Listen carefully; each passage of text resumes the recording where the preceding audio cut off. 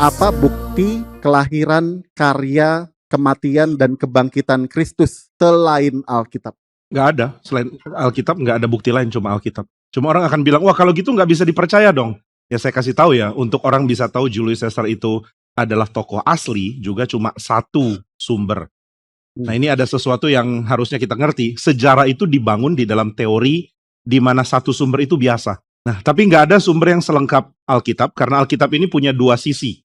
Yang pertama, Alkitab ini diteruskan turun-temurun di dalam sejarah. Alkitab ditulis di dalam abad yang pertama, tulisan terakhir itu ditulis di tahun 100-an, surat Ibrani ini yang terakhir. Kemudian setelah itu, waktu Alkitab itu sudah ditulis, ada dua yang terjadi.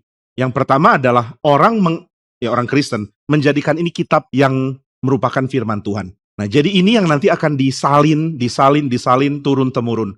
Sehingga dari pertama Alkitab ini ada sampai sekarang, itu nggak pernah putus. Nah, itu sebabnya kita bisa mengandalkan tulisan seperti ini versi pertama. Lalu versi kedua, sekarang saudara harus pakai imajinasi untuk membayangkan ini. Ini teori sejarah yang sangat penting. Waktu tulisan-tulisan ini sudah diturunkan, turun-temurun, sudah lewat 100 tahun, 200 tahun, 500 tahun, 1000 tahun, 2000 tahun sampai sekarang. Turun-temurun nggak pernah putus di dalam sejarah.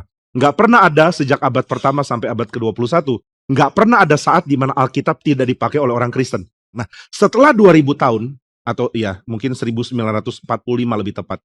Setelah 1940-an tahun, beberapa penggalian arkeologi, baik itu di Efesus, di Asia Minor, atau di Mesir, di perpustakaan dari Mesir yang sangat terkenal ya, tulisan-tulisan kuno, ini ditemukan salinan-salinan asli.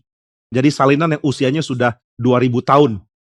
Nah, salinan-salinan asli ini, waktu dicocokkan dengan Alkitab yang turun-temurun, ternyata sama. Adakah variasi? Itu mempunyai variasi, jadi tetap ada perbedaan. Tetapi perbedaannya adalah perbedaan yang sangat kecil. Saya agak lupa angkanya, 1,3% kalau saya nggak salah.